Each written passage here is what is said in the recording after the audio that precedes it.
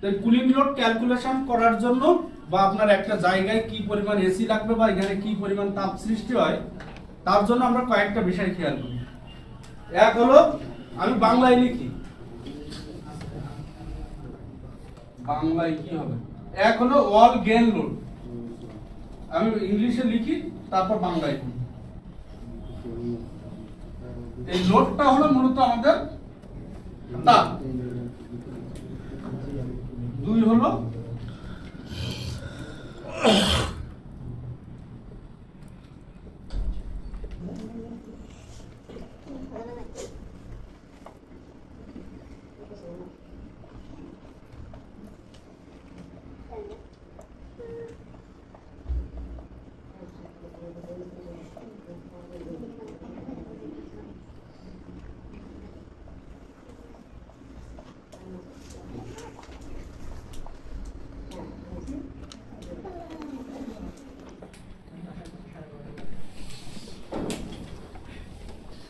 প্রথমটা হলো আমাদের ওয়াল গেন লোড বা ওয়ালের মাধ্যমে যে তাপটা প্রবাহিত হয়।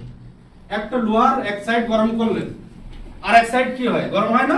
জি স্যার। তাই এক সাইড ঠান্ডা করলে আর এক সাইড ঠান্ডা হবে না? জি স্যার। তো এইরকম ওয়ালের এই সাইড যদি আপনার ঠান্ডা হয়, এই হিটের মাধ্যমে তাপটা বাইরে চলে যায়। বুঝতে পেরেছেন? এইটারে বড় ওয়াল গেন লোড, যে ওয়ালের মাধ্যমে প্রবাহিত তাপ। এখন ওয়ালটা যদি 5 ইঞ্চি না হয় 10 ইঞ্চি হয় বা 15 ইঞ্চি হয়, ওখানে ওয়াল গেন লোডটা কম হবে না? তার মানে ওইখানে আমার এসিটা কম টাইমে রুমটা বেশি সময় ঠান্ডা রাখতে পারবে। বুঝতে পেরেছেন? যদি গ্লাসের হয় কি হবে, তাড়াতাড়ি হিট হবে স্যার, তারপরে ঠান্ডা চলে যাবে এবং ওই রুমটা ঠান্ডা করতে বেশি সময় নিতে পারবে। আচ্ছা, এয়ার সেন্স লোড, এয়ার সেন্সটা লোড হলে বিভিন্ন রুমের যে লিকেজ গুলো থাকে, কিংবা দরজা খুললাম, দরজা কতবার খোলা পড়লো, যখনই দরজা খুলি এক সেন্সে অনেক ঠান্ডা বাতাস বাইরে চলে যায়, গরম বাতাস ভিতরে ঢোকে। তাহলে আমার রুমের দরজা কতবার খোলা হবে, এটা হলো এয়ার সেন্স লোড। তাহলে কাস্টমার যদি বলে যে আমার এটা কনফারেন্স রুম বা হলো কোনো যেখানে লোক সমাগম বেশি, তাহলে ওখানে সব সময় প্রায় দরজা খোলা এর ভিতরে থাকে, তাহলে কাস্টমারকে বলতে হবে এই কারণে আপনার এয়ার সেন্স লোড বেশি হবে। যখন এই শব্দটা বলবেন এয়ার সেন্স লোড বেশি হবে, তখন আমার এটা কি করতে হবে, লোড বাড়াই দিতে হবে। কাস্টমারকে যখন বলবেন যে এয়ার সেন্স লোড, বলবেন না এ জানেন, ঠিক আছে? তারপর manpower load, manpower লোডটা কি, মানুষের শরীর থেকে প্রবাহিত তাপ। আমরা এই যে প্রচন্ড শীত অতিক্রম করলাম, এই শীতের ভিতরে আমরা লেপ গায়ে দিলে বা কম্বল গায়ে দিলে আমাদের কিছুক্ষণ পর আমরা শরীর গরম হয়ে গেছে। আমরা কি ওর ভিতরে শরীর কোনো হিটার দিয়েছিলাম লেপ কম্বলের ভিতরে? আমরা একটা পর্দা দিয়ে দিয়েছি, শরীর থেকে যে তাপটা উৎপন্ন হয় ওইটাকে আটকায় রাখছে, এইটাই, আর কিছু করি নেই। তাহলে আপনি বোঝেন শরীর থেকে কি পরিমাণ তাপ উৎপন্ন হয়। কথা ঠিক কিনা? যে মানুষ ঘুমাইলে একরকম, হাঁটলে একরকম, নাচলে একরকম তাপ বাইরে হয়, এবং সেটা আপনি যদি নাচেন তাহলে 460 ওয়াট আপনার শরীর থেকে তাপ উৎপন্ন হয়। 60 ওয়াট, 460 ওয়াট, ঠিক আছে? মানে একটা 460 ওয়াটের বাল্ব জ্বালাইলে কি পরিমাণ তাপ উৎপন্ন হয়, আপনার শরীর থেকে কিন্তু ওই পরিমাণ তাপ উৎপন্ন হয়, সারা শরীর থেকে তাপ উৎপন্ন হচ্ছে। তো এটা তো এসি দিয়ে কমাইতে হবে না? আচ্ছা, ইলেকট্রিক্যাল লোড, এই প্রত্যেকটা ইলেকট্রিক্যাল ডিভাইস আছে, এটা গরম হয় না? আমরা যদি সার্ভার রুমে এসি বসাই, সার্ভার রুমে কি 120 স্কয়ার ফিটে 1 টন দেয়? 80 স্কয়ার ফিটে 1 টন দেয়। ওখানে তো মানুষও নাই, কেউ নাই, তাই না? ওখানে হয়তো একজন মানুষ থাকে, কিন্তু কেউ নাও থাকে, কিন্তু আমরা সার্ভার রুমে দেই না, ওখানে ইলেকট্রিক্যাল লোডটা বেশি। তারপর আমরা দিচ্ছি প্রোডাক্ট লোড। অনেক কাস্টমার বলে যে আমার রুম তো আলমারি আছে, আমার রুমে শোকেস আছে, ওইগুলো তো বাদ যাবে। বলে না কথা ঠিক কি না? মজার বিষয় কিন্তু দেখুন, যে এই রুমে এই আমার এই রুমের ওয়াল এটা, কিন্তু এর ভিতরে ফার্নিচার দিয়ে মনে করেন যে অনেক জায়গা ব্লক হয়ে গেছে। কাস্টমার বলে এগুলো বাদ যাবে, শোরুম থেকেও বলে যে ওনার রুমে এরকম বড় বড় হলো ইয়ে আছে, শোকেস আছে, রুম ছোট হয়ে গেছে, তাই না? আসলে কি তাই? কারণ কি, আপনি যখন রুমের ভিতরে ঠান্ডা করবেন, রুমের ভিতরে যে প্রোডাক্ট গুলো আছে ওগুলোও তো ঠান্ডা হতে হবে, কথা ঠিক কি না? প্রোডাক্টটা হিসাব করে মূলত কোল্ড স্টোরেজে, কিন্তু এটা আমি এখানে আমার কারণ ওই একটা মানে ইয়ে দূর করার জন্য, যে রুমের ভিতরে কোনো আলমারি, শোকেস বা অন্য কোনো ডিভাইস থাকলেও সেটা বাদ যাবে না, ওটা সবাই ক্যালকুলেশন হবে রুমের, ঠিক আছে? তারপর হলো সানশেড লোড।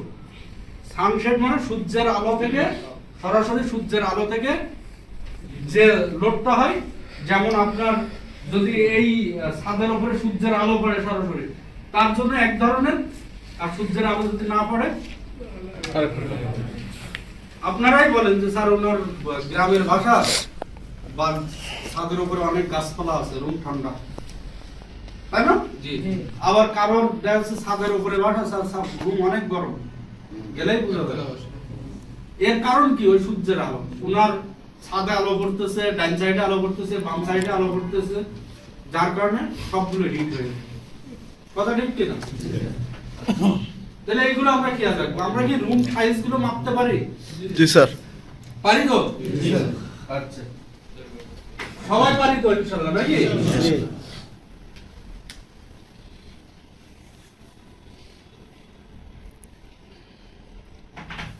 রুম সাইজ যদি মাপতে পারি, একটু আমি পরীক্ষা নিই দু একজনের।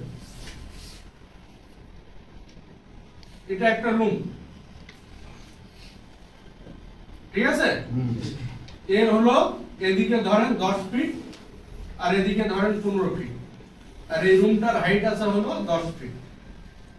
আমরা তো সাধারণত স্কয়ার ফিটে হিসাব করি, তাই না? তাহলে এই রুমটার স্কয়ার ফিট কত? 150 স্কয়ার ফিট। 150 স্কয়ার ফিট, তাই তো? আচ্ছা, এই রুমটার হাইট আমি এখন দিয়ে দিলাম 15 ফিট।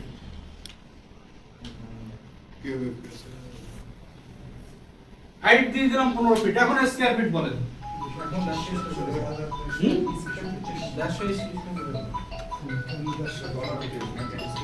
এটা 550 ঘন স্কয়ার ফিট। আমি তো স্কয়ার ফিটে চাইছি, কাস্টমার ঘন ফিট টিট বোঝে না। না না,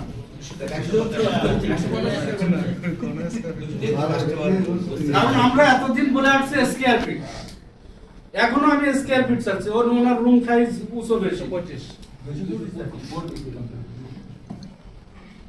200 কিভাবে? আচ্ছা, এর জন্য আমি একটা সূত্র দিয়েছি, দেখেন, লম্বা চওড়া হাইট ভাগ 10 স্ট্যান্ডার্ড। তাহলে এই সূত্রে ফেলায় দেখেন তো এটা কত হয়?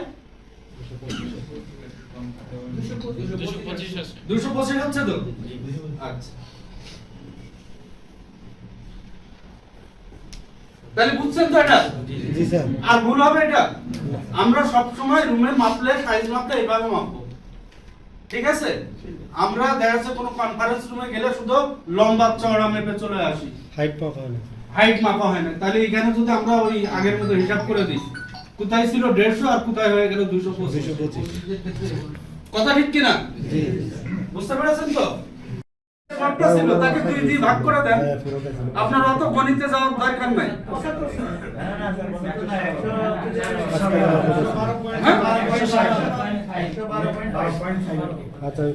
150 ছিল না, 15 10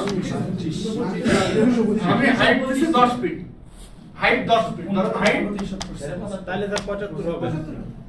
হাইট 10 ফিট, ঠিক আছে? তাহলে কি সহজ হয়ে গেল না? এখন থেকে ত্রিকোণা কোনো দেখা একটা বিভিন্ন ধরনের রুম থাকে, কিন্তু যে রুমের এক মাথা বেঁকে গেছে, যায় না? তখন ওই জায়গাটা আপনারা আর মাপতে পারেন না, কথা ঠিক কিনা? তাহলে এখন থেকে মাপতে পারবো তো? আমার জাস্ট যদি কোনো ত্রিভুজ থাকে, দেখেন 2 ভাগ হয়ে গেছে, আগে যেটা ছিল তার থেকে 2 ভাগ হয়ে গেছে, এই যে অর্ধেক বাদ দিলাম, রুমটাকে দুই ভাগ করেছি, রুমটাকে তো আমার এইভাবেও ভাগ করা যেত, তাই না? এইভাবেও তো ভাগ করা যেত, কথা ঠিক কিনা? তাহলে এই সাইডে হাফ, এই সাইডে হাফ, আবার আমি এই সাইডে এটাও হাফ, এটাও হাফ, কথা ঠিক কিনা? আমাদের জ্যামিতি শিখতে হবে, এর জন্য এমন কোনো বিষয় না, কথা ঠিক কিনা?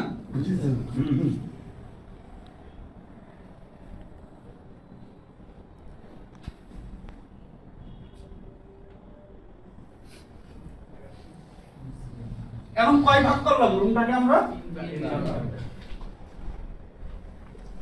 কয় ভাগ করলাম? ধরেন এখান থেকে আমরা একটা ভাগ করে দিলাম, 4 ভাগ। 4 ভাগ হলো না? জি স্যার। আমরা এইটার মাপ শিখছি, তাই না? জি। এটারও মাপ শিখছি, এটাও ত্রিভুজ, এইটুকু, তাই না? যদি আমরা যেটুকু দাগ দিছি এইরকম কোন রুম থাকে, এদিকে ধরেন 10 আর এই হাইট মনে করেন 15, সরি এদিকে ধরেন 15 আর এদিকে হলো 10, আগের মতোই। তাহলে কি হবে?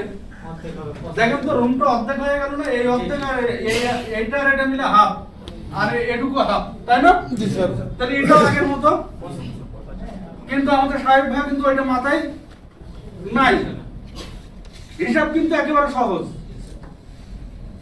এইটা যখন উঠাই দিব তখনই ঝামেলাটা আপনাদের কাছে বেঁধে যাবে যে এইটা মাপবো কিভাবে, কথা ঠিক কিনা? এটা মাপবো কিভাবে? এটা তো কখনো দেখি না, এর সূত্র কি?